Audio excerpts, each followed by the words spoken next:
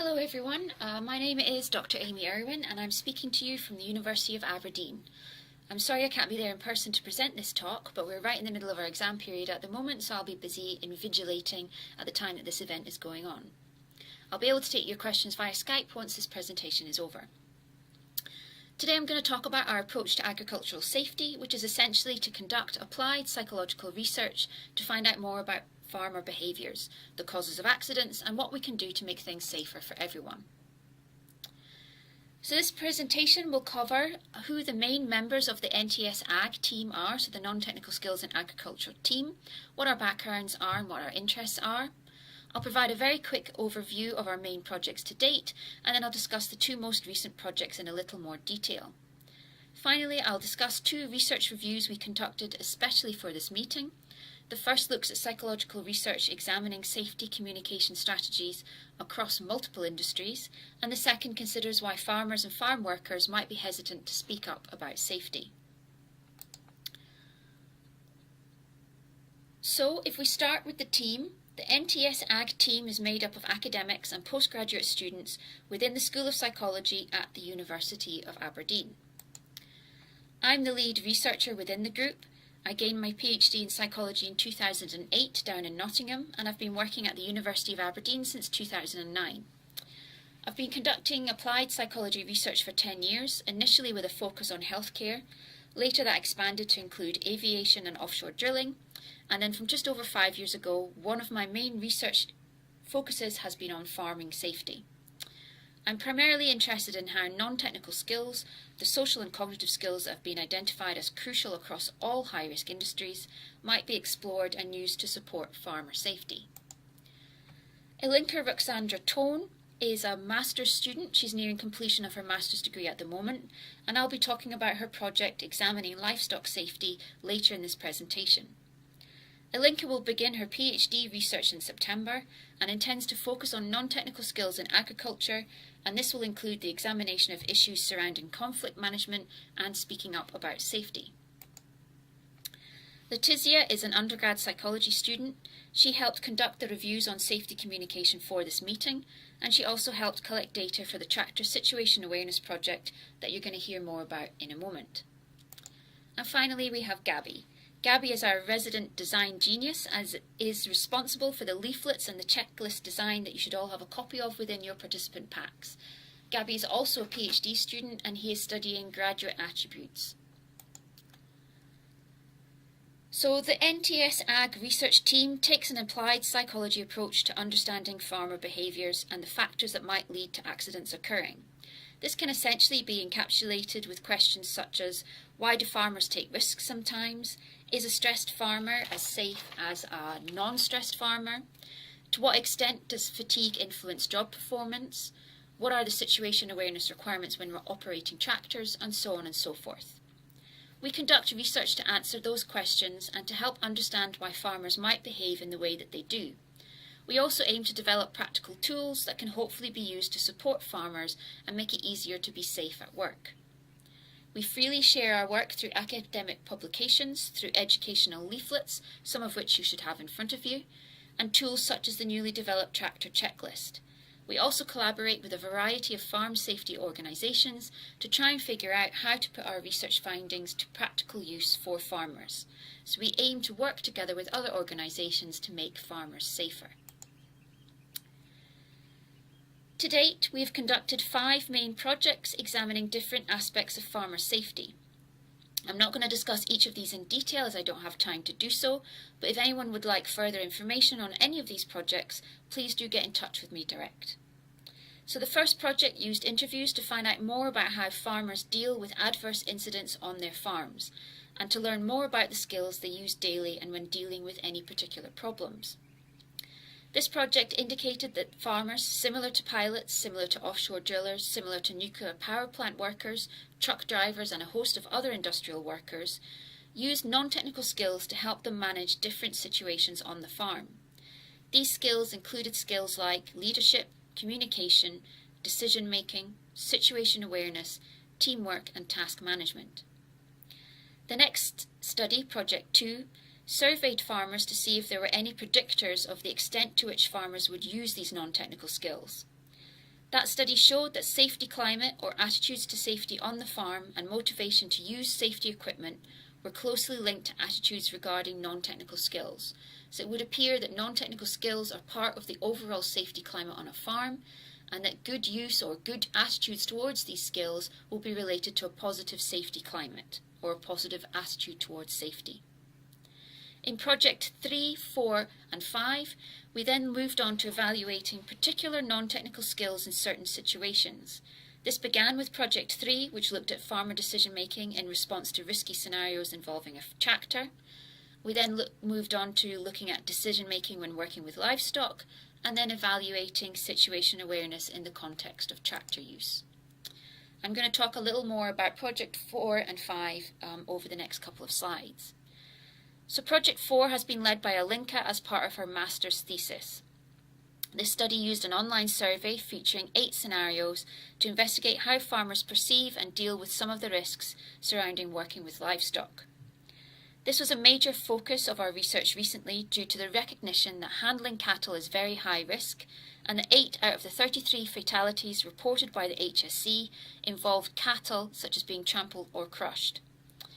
This particular research project recruited 56 UK farmers to evaluate 8 scenarios with 4 different types of risk.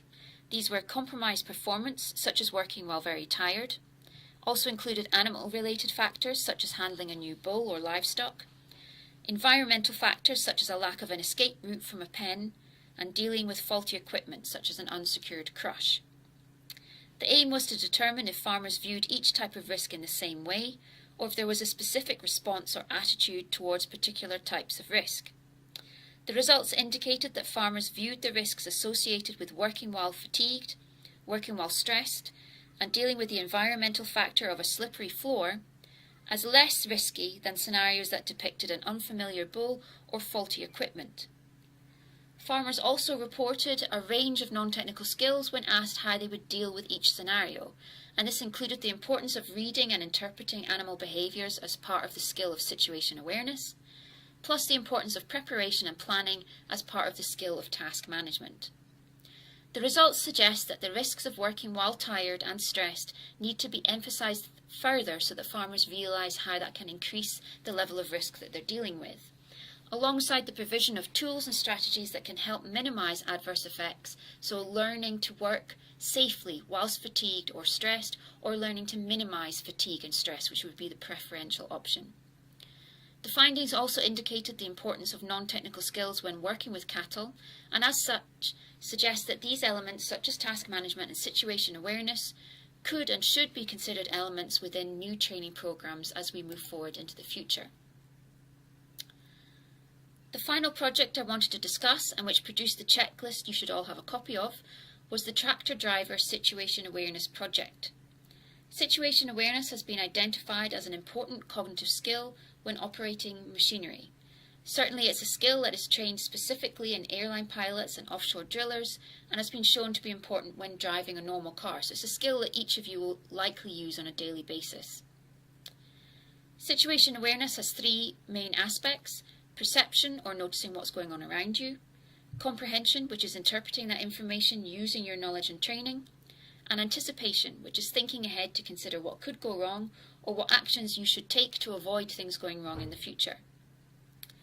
Operating a farm tractor involves many of the skills you might use when driving a normal car, but also has the added elements associated with the task at hand, so monitoring equipment, considering task performance, and so on. In order to find out what the specific situation awareness requirements were for operating farm tractors, we surveyed 57 UK farmers, asking them to detail their usual routine when operating tractors, any issues they had encountered, and factors they knew adversely impacted their ability to actually operate the tractor. We used that information to plot the situation awareness requirements, which included elements such as knowing the status of the tractor, knowing the location of other workers, and being aware of stability issues when using different implements, and so on. We also noted those factors thought to influence situation awareness adversely, so farmers reported that it was difficult to maintain and monitor their performance when they were feeling fatigued, stressed, or when they were being distracted. This might be due to interacting with a mobile phone, or might be distraction due to internal reflection, so daydreaming or thinking about something that was worrying you, or so on. These results highlight the importance of situation awareness when operating tractors and led to the development of our situation awareness checklist. Checklists have been shown to enhance safety in other industries such as aviation. This is due to checklists enhancing the reliability of checks, acting as a memory prompt for forgotten actions, and increasing communication between workers. The first step is to identify the elements that are key checks for a particular task, and that was the aim of our research project, Project 5, which we've just covered. It's essential that you identify the elements for that specific job role or task so that you can then develop an appropriate checklist. The next step for us was to work with relevant farm safety organisations, which I've listed on the slide, to turn the research findings into a workable model and a basis for a practical checklist. We then designed the checklist and a user guide and sent the checklist out to 50 UK farmers. Those farmers are currently using the checklist and will send us feedback, hopefully by the end of this month. We intend to edit the checklist on the basis of the feedback given. We'll then develop an associated web app which will allow farmers to use the checklist as an app or as a printed copy depending on their own preference. Finally, we plan to hand out copies of the checklist at agricultural shows to try and reach as many farmers as possible. You should all have a copy of the checklist in your participant pack, and I would be very grateful for any feedback that you could also offer, and I'm also happy to discuss or chat about the checklist with each of you on an individual basis via email or the phone. So in the last section of this presentation, I want to focus on communication. The aim of this meeting is to consider how to enhance the effectiveness of safety communication. And as I already mentioned, we conducted 2 specific reviews of the psychology research literature specifically for this meeting. And this was used to produce the 2 leaflets that you should have in front of you. As such, I'll briefly discuss theories for enhancing general communication and then talk about speaking up about safety. So the aim of safety campaigns, generally speaking, is to raise awareness of an issue and to prompt people to change their behaviour. Whether you want them to wear a helmet while riding a quad or to engage in a safe stop when getting out of a tractor, the main thing is that we want people to change and we want them to act more safely. The psychology literature is full of research evaluating campaigns to change behaviours, and this ranges from things such as encouraging people to stop smoking, encouraging them to recycle plastic, to becoming more safe at work. And the literature has raised several issues that might limit the effectiveness of safety campaigns, and these include things like many messages within safety campaigns tend to be based on fear. So for example, if you don't do behaviour X, you might be injured or killed. These messages are very effective at highlighting the risk, but can also be off-putting to viewers, with research indicating that messages based only on fear can result in some people avoiding the message, particularly if it's not clear what they can actually do to reduce that risk. Another issue, and one that's raised a lot in the farming literature, is the issue of time and effort. Essentially, if a campaign requires farmers to engage in training programs or engage in learning, particularly when they have to look up additional information that's not included in the message, farmers might dismiss the message and ignore it as being too time-consuming to implement. It's also widely acknowledged in the literature that safety campaigns tend to be very effective at raising awareness, but being more aware of something does not then necessarily lead to a change in behaviour, particularly if the viewer is already aware of the risk but feels that it doesn't apply to them or they are complacent about it. Much of this is linked to self-efficacy, which is the individual's assessment of whether they're able to engage in an action successfully. If farmers aren't sure what they should do to combat a risk, or if they haven't seen anyone else do it effectively, then they're not as likely to try and engage in the action themselves. Based on research, there are several ways to try and enhance the impact of safety campaigns and messaging, some of which many of you may have implemented already. Storytelling is widely acknowledged as being effective. This is where a farmer tells the story of his or her injury, what happened and how to avoid it. A farmer might also share some examples of best practice or safety strategies they found to work on their farm. Such messages are relatable and also likely to enhance the self-efficacy of the viewers, so giving them the idea that they can also engage in this action because one of their peers has already successfully done so. If training or learning is required to implement an action, this training should be cheap, easily accessible, and linked directly to the original message. Ideally, try and avoid farmers having to go looking for more information, as they are unlikely to do so. Positive messages should be included so that a campaign is not only based on fear. Behaviours can also be framed as enhancing effectiveness and efficiency, basically saving farmers money, and this can help to encourage uptake of particular behaviours. It's also important to get farmers involved, and several campaigns have seen success by recruiting farmers as speakers or mediators that can talk directly to the community. Ownership can also be encouraged through campaign flexibility, essentially allowing farmers to generate their own personalised safety plan according to the hazards that they've identified on their own specific farm. And you can read more about the various strategies you could use to enhance safety communications and safety campaigns through the leaflet that we have provided for you. You can also, or are encouraged to ask me any questions at the end of this presentation. The final element I wanted to briefly discuss is the issue of speaking up about safety. This relates to safety culture, or the general attitude on a farm about safety. Research in this area indicates that a positive safety culture requires workers to feel that they are able to raise safety issues without penalty. However, there are barriers in the way of farm workers raising safety issues with farm managers, and these might include things like a fear of reprisal, either from peers or from the manager themselves. There might be a lack of trust in their manager, meaning they're not comfortable about raising certain issues with them. Workers may also feel that talking about their worries might highlight their lack of experience or skill in an area. They might also think that these risks are part of the job, and so they don't see the need to raise them. Frequent and effective communication is a cornerstone of safety, and so there are a few things that we can do to encourage workers to speak up. This might include putting an anonymous reporting system in place so that workers can report issues without fear of reprisal. Managers can also lead by example by showing that they are committed to safety and discussing safety issues openly with staff. Managers can support safety initiatives and can ensure workers know that safety is more important than productivity. This is so that they won't feel blamed if work slows to accommodate a safety concern or for dealing with a particular risk.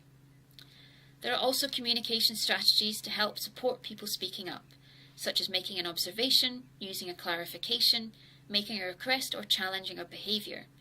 These techniques can be included in worker training to encourage assertive communication on the farm, and there are more details about each of these strategies in your leaflets. So I realise this has been a whistle-stop tour through all of our research, and so I'm happy to talk about our projects in more detail if you contact me directly, and you can reach me via email a.irwin@abdn.ac.uk. You can also follow us on Twitter at NTS_ag. You can also look at all of our research in more detail via our website. I'm also happy to answer any questions via Skype once the presentation segment of this meeting has finished. Thanks for listening, and I look forward to talking to some of you in more detail later.